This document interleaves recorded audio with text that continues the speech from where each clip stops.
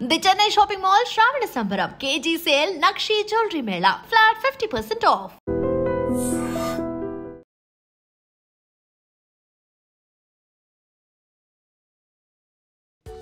Microwave oven వచ్చాక వంటగది పని నిజంగా ఈజీ అయిపోయింది.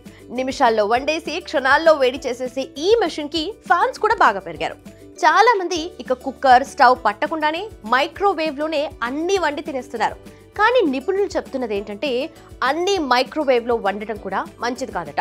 ఎందుకంటే మైక్రోవేవ్ లో వండిన ఆహారంలో కొన్నిసార్లు విషపూరితమైన టాక్సిన్స్ ఏర్పడే అవకాశం ఉందట. ఇవి మన శరీరానికి హానికరం. పైగా మైక్రోవేవ్ లో వండిన ఫుడ్ డైజెషన్ కావడానికి టైం పడుతుంది. దానివల్ల గ్యాస్, ఇండైజెషన్ లాంటి సమస్యలు వస్తాయి. ఇంకా పెద్ద ఇష్యూ ఏంటంటే విటమిన్స్, మినరల్స్ వంటి ముఖ్యమైన ప్రోటీన్స్ కూడా వేడి చేసేటప్పుడు తగ్గిపోతాయి. ముఖ్యంగా చాలా మంది మైక్రోవేవ్ ను కేవలం ఆహారం రీహీట్ చేయడానికి వాడతారు.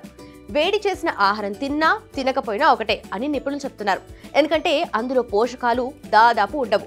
పైగా కొంత ఆహారం సరిగ్గా ఉడకపోవచ్చు.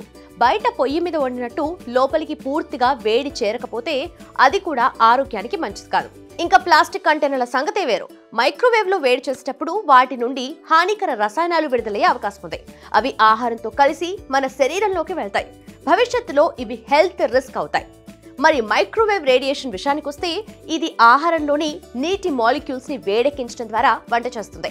దీనివల్ల ఆహారం తిన్న వెంటనే ఏదైనా హానికరం అవుతుందని ప్రూఫ్ లేకపోయినా ఎక్కువగా వాడితే కళ్లకు, చర్మానికి ఇబ్బందులు వచ్చే అవకాశం ఉందని చెప్తున్నారు. కాబట్టి మైక్రోవేవ్ అవన్నీ పూర్తిగా మానేయాల్సిన అవసరం లేదు. కానీ దానిపై పూర్తిగా ఆధారపడకుండా అవసరమైనప్పుడు మాత్రమే వాడితే బెటర్. స్టవ్ పై వండి తినటం మాత్రం ఆరోగ్యానికి ఎప్పుడూ సేఫ్ ఆప్షనే.